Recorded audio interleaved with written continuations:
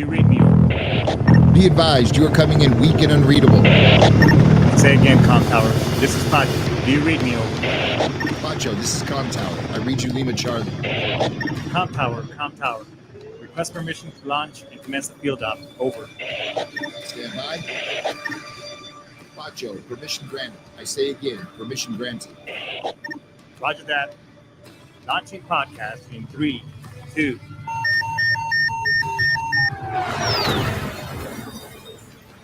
You are now entering the field op with your host, Pacho Correa, Chief Warrant Officer 3, United States Marine Corps retired. Get some. Hurrah! Hurrah! Get some. What's going on, everybody? Welcome back to another awesome week. As you can see, in the time frame, we've changed a little bit, given the fact that I am now back in the great US of A, baby. Yes. So, I had to switch the time frame a little bit because, as you know, your boy has to work too and make a living. So, but it's good to be here. It's good to see you and be here with you, listener or viewer. We got an awesome show, but before we get started, as we like to always say, my thoughts and opinions don't necessarily are the thoughts and opinions of Sitch Radio, Airtable, and all the other folks that support this great, awesome podcast that we bring forth to you. And sometimes, my thoughts and opinions are not going to line up with my guests or even you, the listeners. So this is freedom of speech. I did serve in the Marine Corps for 21 plus years and protecting that right for you. So you have the option to swipe left, move on, and listen to someone else. And if you like what you hear, then by all means, like and support our show. Today, we got an awesome show. I brought back Miss Jane Babcock, United States Army retired. Get some. We're going to go ahead and bring her to the studio because we want to talk a little bit more about, claims and benefits because it is something important to you. So with that being said, let's welcome Miss Jane Babcock. What's going on? Doing good. How are you, Pacho? I'm doing great. I'm back in the U.S., so that's always a plus. Yes, that's a very good start. Yes, ma'am. Yeah. So Jane, we had a lot of great feedback when we had you on our show. Back in around Christmas time frame. And of course, and it's such a. I mean, we could spend weeks talking about just claims and benefits. So, and that's one of the reasons why we wanted to bring you back. So, welcome back, ma'am. Thank you very much. And don't call me ma'am. I worked for a living. I was an NCO, darling. Yeah. Well, you know what? Thank you for your service. So, what shall we talk about today? I know we had a whole bunch of other things. I believe we were going to talk about. What was it? Presumptive conditions. There you go. That's presumptive. That word always messes me up. So let's dive deep. So let's talk about what are presumptive conditions. Well, presumptive conditions are the things that the VA has seen through medical studies, not only from patients within the VA, but outside the VA. And they've been able to determine that veterans are much more at risk of these certain conditions, depending on different chemical exposures, where they may have been stationed, what they did in the service as far as chemicals on the job.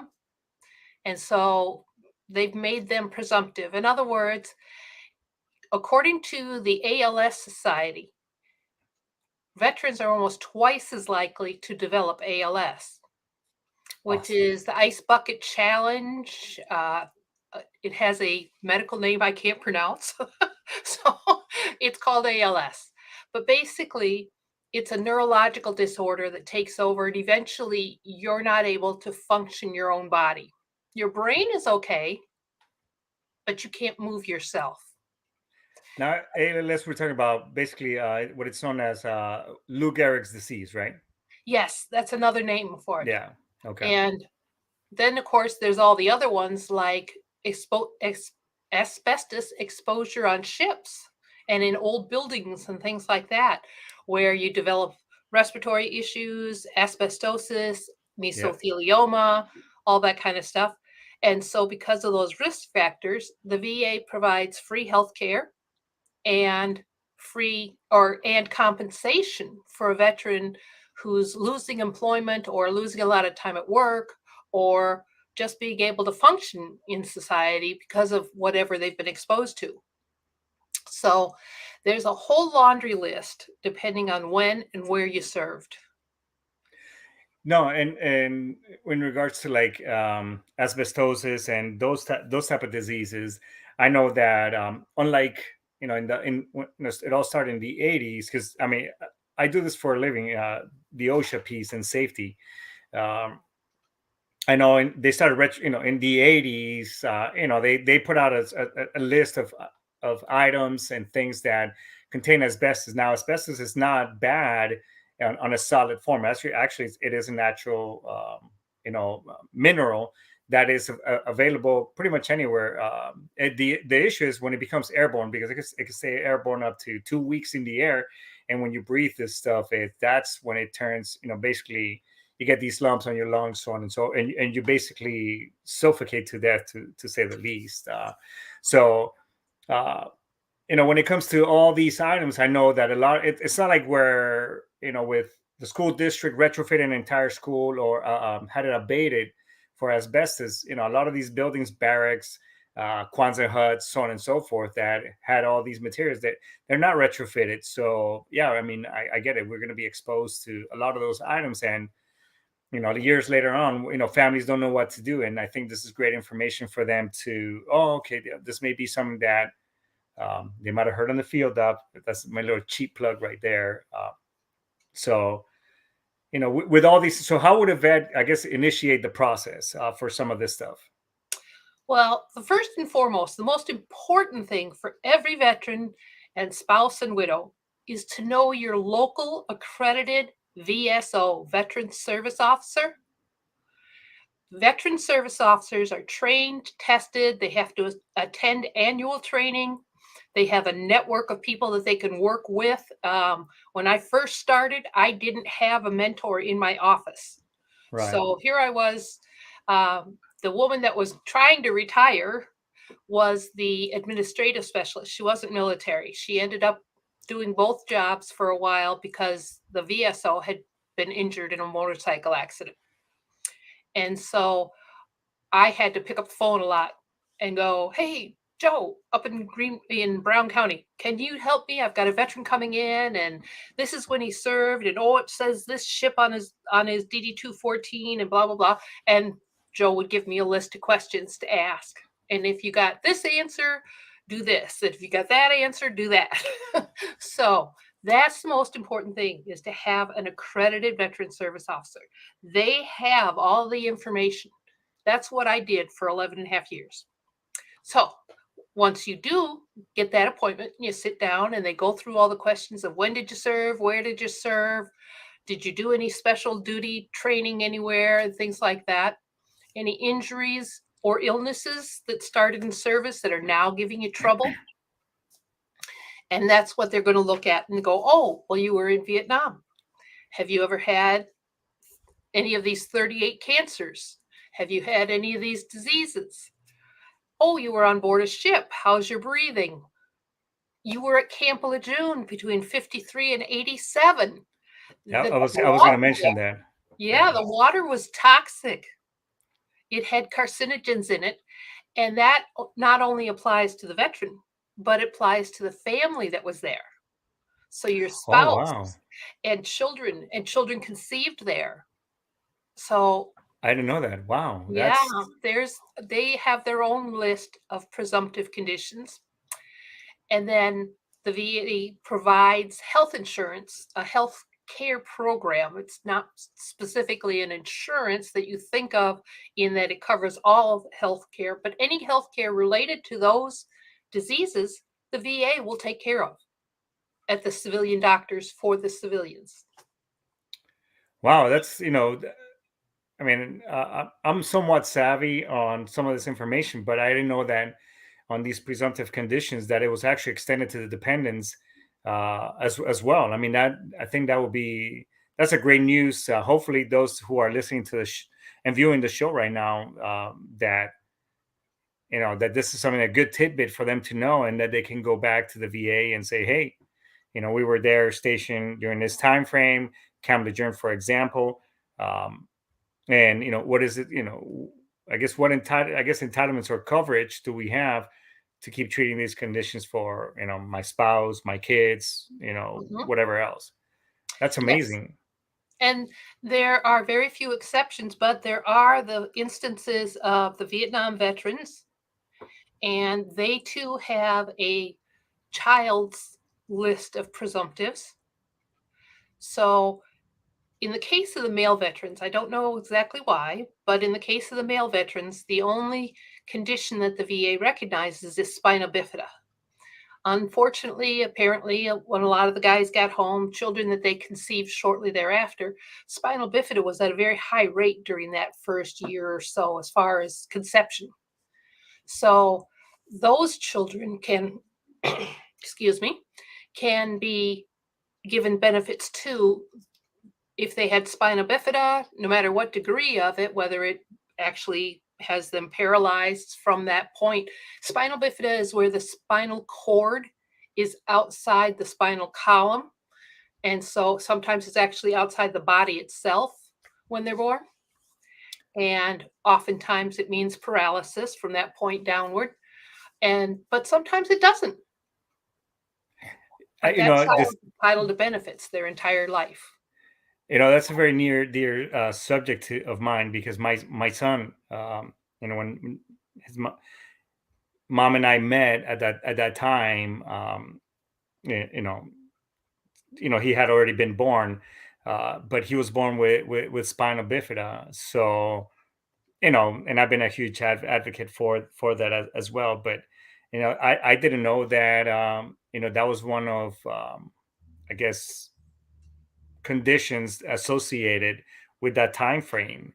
Yep. Um, And wow.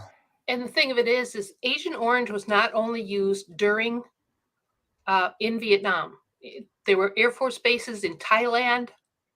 They recognized the 12 nautical mile intake for the Blue Water Navy guys just a couple years ago. So those guys now can say, yes, I have proof that I was exposed.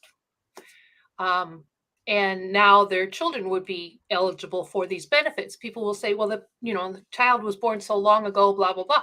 Well, if the veteran wasn't recognized as exposed until now, that child hasn't received benefits. So Hmm. they can go back now and apply for those benefits. Wow. I mean, I'm right now like ready, Yes. taking very copious mental notes on that Yes. aspect.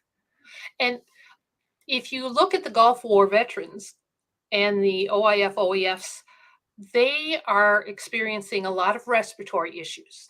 Yes. The Burn pits. sandstorms, Yeah. in a lot of places, that sand was talcum powder fine. Yes. So they're inhaling it, and it's, everywhere on their pillow, everything. So they couldn't escape from it. So there are conditions related to breathing now that are being studied.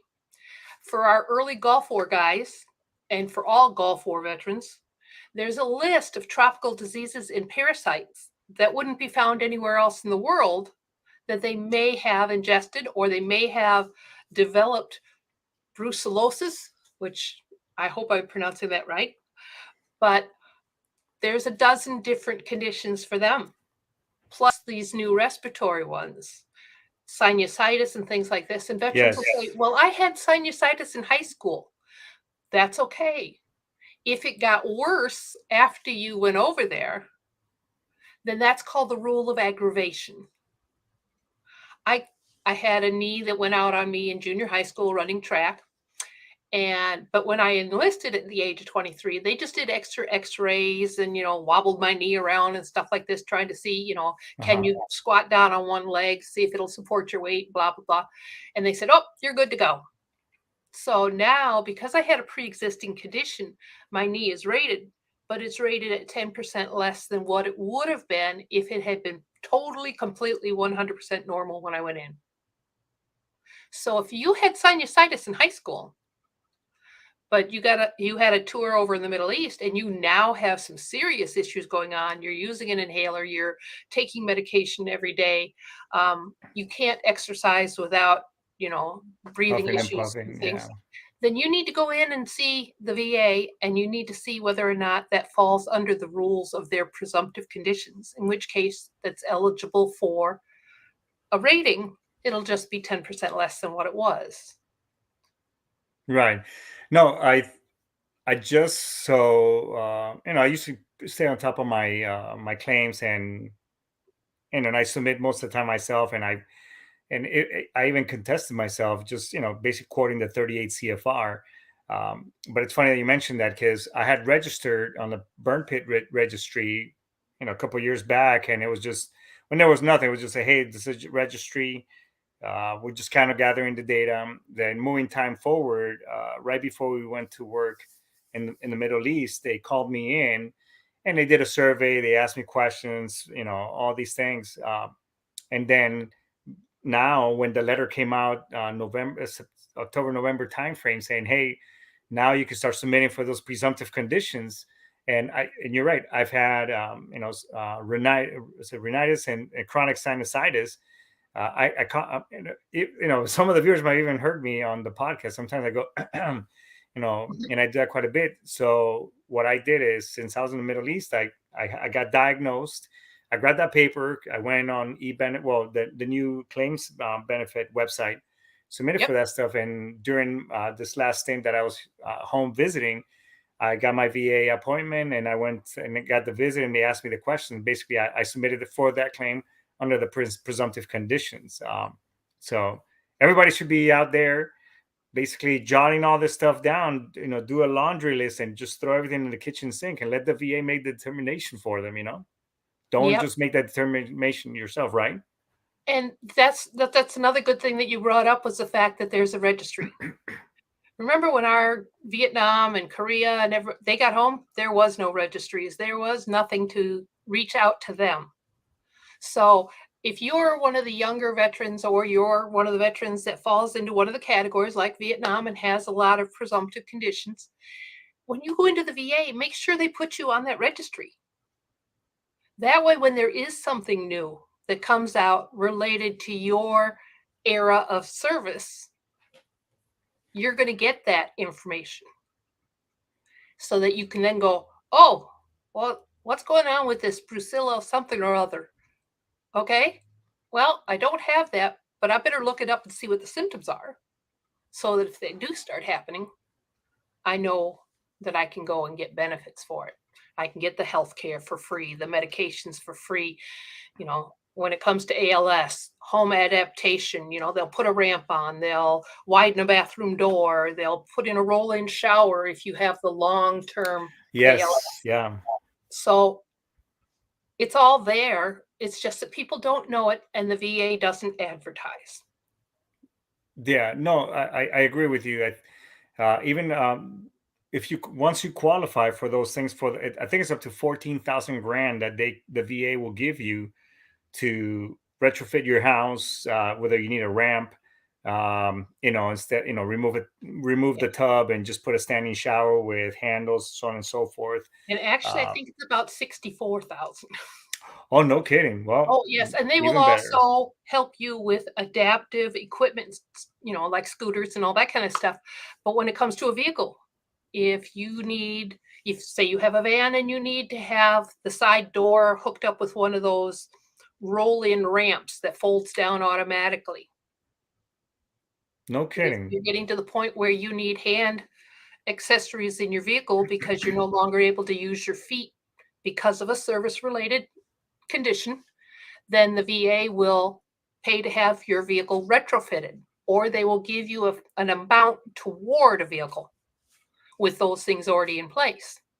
But you must do the paperwork first. Unfortunately, if you've already purchased the vehicle, they're not going to help you. But if you've purchased a vehicle and need adaptation to it, they will help with that. But you must do the paperwork first. I think, and what I'm about to say, I guess I should set up the premise here. Some people are going to disagree with me, and again, freedom of speech, and because we can agree to disagree, but because I talk to a lot of vets, and I'm a huge advocate, and I'll try to assist as much as I can with the claims and benefits process. But there are a lot that are a little bit sour towards the the system. Oh well, the VA this, the VA that, and because I've been on the sometimes I've some the way things don't play out, and we don't like to be told no, but also we have to do the due diligence. Hey, you got to stay on top, especially when technology is we have a computer right here at our fingertips. I get it. Some older, the generation that didn't grow up with computers, and they're older than I am. I get it that they may not have the skills to get on the computer and find out. But I think guys in our age range, they should, or folks, you got to educate yourself. One, you got to do the legwork and submit for all this paperwork, and because you're right, the VA is not gonna.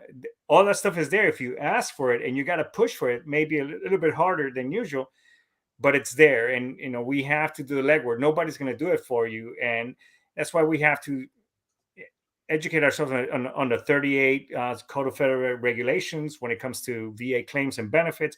You got to talk their language, because like you said, you did not, when you started doing this, you did not have a medical background. You were trained on it and all these things, but you have to talk their language and make it as easier as possible, so that way, hey, you know what, this veteran does rate this 100%. You know what, they're going to be permanent and total because XYZ. So I Yes. mean, we too have to do the legwork and not just complain about it. What do you And think? that's why it's important to have that VSO rep, especially for our older veterans. If you're not Yeah, computer comfortable, that your VSO will sit there and type everything into the computer, and now they can literally have you sign just like at the bank on a little notepad, and that claim goes right into the VA's network without printing it out. yeah, So they can do it all for you, but they can't get your medical records from that civilian doctor. And so you're going to have to sign to get those things. They can get permission to fax it right to the VSO, who then scans it in for you. right. So that's my big heartburn. As a volunteer veterans benefits educator, I get so mad at the VA, and I poke them a lot on LinkedIn because I am connected with some of the people in the hierarchy, and they know me personally. Oh, damn, there's that Jane lady again. But No, I follow you quite well on LinkedIn as well. thank you. There's almost 20 million veterans. We have less than 20 million veterans, but 9 million of them are over the age of 65. They're Vietnam and older. Well, I'm sorry, but if you're 70 something years old and you suddenly get a diagnosis of cancer, and you more than likely have other health issues going on too, you're not going to stop to think, oh, I should go to the VA and ask them. Or maybe I live 3 hours from a VA facility. I'm not going to jump in a car and drive 3 hours to ask questions. And I wouldn't know where to go to ask, because at the healthcare at the hospital is not where you go to ask. Healthcare on the VA house is two separate things from benefits. Right. There's 3 divisions, and the healthcare side does not talk to the benefit I was side going to say that. Yeah. Not one unless hand. you have filed a claim. Right. You have to go to the benefit side and initiate that claim and give them permission to ask the healthcare side for your medical record. So if you don't know that it's on the presumptive list, or you don't know that since you retired or left the military 40 years ago, that they even created a presumptive list, why would you ask for it? Right. Well, that's one of my big heartburns. I focus on the over 65 veteran group. That's my purpose, is to get that information on TV and on national radio. But by educating everybody that's out here tonight, they now can give that information to their uncle, their dad, their mother, or whoever served in those generations. And they know that when they themselves, if they become ill, especially if it's anything serious, that you need to go and check. And No, And I think, passing on the information is an important thing. Communication is great. And it's important. You know, we got to be able because you're right. Sometimes we are our own worst enemy, and that's a common denominator with some of the vets, even guys and gals that I talked to, and they're my age or younger, and it's like, hey, did you know about this? No, I don't. So hey, how come you didn't you didn't file a claim? Well, he just, what, I didn't have time, I didn't want to do it. I follow this this gentleman named Dr. Joe Dispenza, and the guy is fantastic for a lot of things. But he, three things, and I think that are showstoppers to anything in life: the body, the environment, and time. The body, I don't feel good. I didn't feel like going over there. I was tired. The environment, oh, because I got kicked out, or because my staff NCO, oh, they didn't allow me. And time, I just don't have time. But it's like, dude, I see you on the phone. You're doing all these other things. I think you could take 1 hour of your time, or a little bit, to educate yourself on claims and benefits. Call a VSO. Yeah, you may have to wait a little bit, 30 minutes, whatever, but it's your benefits, dude. I mean, if we got to put it into perspective, for 50% rating, I believe it's $1,600, right, a month, tax free, and it goes up, and 100%. It goes. I mean, it goes up, Yep. as well. It's like, I mean, it's money in your pocket, bro. And you can be rated at something for 0%. It's the word, it's the number that counts. Because if you file for something, I don't know, stubbed your toe and had nerve damage in your toe. Well, they may say, okay, it's not impacting your quality of life. It's not impacting your ability to be employed, because compensation is based on employability. Okay, that's why they have the unemployability rating also. And so if your life's not being impacted, they're going to rate it 0. Yes, you injured it in service, but it doesn't affect how you walk. It doesn't affect your ability to work. So we're going to rate you 0 right now. But later on, when you start getting arthritis in that toe, or you start developing, what's that one where when your liver numbers are off? Gout. You start developing gout, but you don't know it because you can't feel that toe well. And now all of a sudden it turns into some kind of infection. And then, okay, now we can rate your toe up higher. And we can also rate this secondary condition that has started because of it. So starting out at 0 is okay. So even if something's not bothering you dramatically when you go to file a claim, file all the things, and they can go, okay, yeah, you did, fracture your toe in service. We're going to rate you 0. And if you never develop arthritis, you might stay 0 the rest of your life. And that's okay. Hey, and even in some states, I mean, even 0%, that still gets you, some state or some state benefits. California, 0%, your kids will go to school for free. Texas, same thing. Now, in Texas, I will say, folks, in regards to the Texas thing, because I did look into it, because we are now Texas residents. The whole school free thing has to be that you came and enlisted out of Texas. I believe that's how I read it. But but getting back to the point, you may rate some, even 0% means something, that you may get some extra benefits or whatever, at that state level. And the other thing is that when we're talking presumptives and stuff, they're such easy claims. They really are. All it takes is that medical record showing a diagnosis.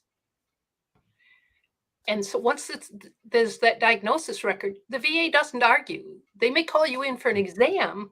Yeah. But that's not anything more than determining what your rating should be. Okay. Right.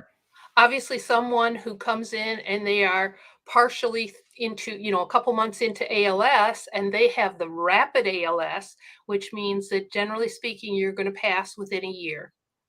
So if you're 3 or 4 months into that year, your rating is going to be much higher than the person that's been diagnosed with the slow ALS. That's going to take 10 years. Wow. So that's what they have to look at. And so get it done. It is so impossible, even for a VSO, to fill out your paperwork if you're unconscious in an emergency room. Right. So get it done now. Protect yourself and your family from the onslaught of future medical bills and the need to have adaptations done to your home. And God forbid you pass away because of, not necessarily being the direct cause, but you die because those conditions contributed to your death. Then that leaves your family entitled to benefits. There's a larger funeral stipend. There's education for the children under the age of 23. There's, the federal CHAMP VA health care for your spouse and the dependent compensation. But if you don't do those things ahead of time to get that claim in place, it makes it much harder for your family. Wow. A VSO literally can get a DIC turned around in weeks if that rating has already been done. But if we're starting from scratch, it's probably going to be several months. And that's maybe several months of your family being without your income and or the spouse's income, because maybe they're busy taking care of all your final care needs, your funeral and everything. Yeah. So get it done. Protect yourself, protect your family. Yeah. Hey, Jen, as we're getting ready to wrap up here, let's just kind of skim over right quick. I know that I received an email, like I just posted some stuff and I forwarded to you, but there are some changes coming down the pipeline. Is that correct? Yes, there are. The Department of Veterans Affairs has been looking at different conditions, and there's quite a few on that list that they're looking at. They are things like sleep apnea right now. The three are Right. sleep apnea, respiratory issues, and Mental. Yeah, the mental tinnitus, piece. tinnitus, depends on what part of the country you live in, potato. But they're looking at with tinnitus, because they have gotten more medical information and they're saying it's a neurological nerve thing to do with the same area of the body and the same, quote, function of the body as parts of hearing loss. They're now looking at rolling into hearing loss. Yeah. So that right now, if a veteran goes and has filed for tinnitus or tinnitus and is under the old rating system, the highest rating you can get is 10%. Okay. Okay. Because they can't measure it. Right. So what they're looking at doing is going, okay, hearing loss and tinnitus often go hand in hand. So if you have hearing loss that's related to noise exposure in service, or, being on the flight line and you were always getting the muffled hearing and things like that, then the tinnitus added to it is just really going to increase the rating of your hearing loss. Okay. So on the hearing loss side, it's a good thing. On the other side of the house is the issue of, well, what if I have tinnitus, but my hearing loss isn't great enough to go above a 0? So it's kind of a horse apiece. Yeah. It's either beneficial to the person with hearing loss great enough to get a rating or close to that. So now they're going to be pushed up into that. Or it's a separate rating that's no longer going to exist as a separate thing. So how will they determine the scale? Will they automatically say you have mild hearing loss and tinnitus, so we're going to give you 10%? Or are they going to try and rate at 0 for both and roll it into 1? We don't know. Well, maybe next time we can maybe expand on that, as we both, and I'm going to do my research, my due diligence as a veteran myself who's impacted by the mental piece, the sleep apnea, and the tinnitus. Wow, that's a very fancy sounding word. And maybe we can expand on those things for next time. How does that sound? And generally speaking, most of the time in the VA system, once you're rated for a condition, if there's change to the law, they usually grandfather. So it shouldn't impact us. But for those who are coming into the system, one thing that I did read, and we can talk about this,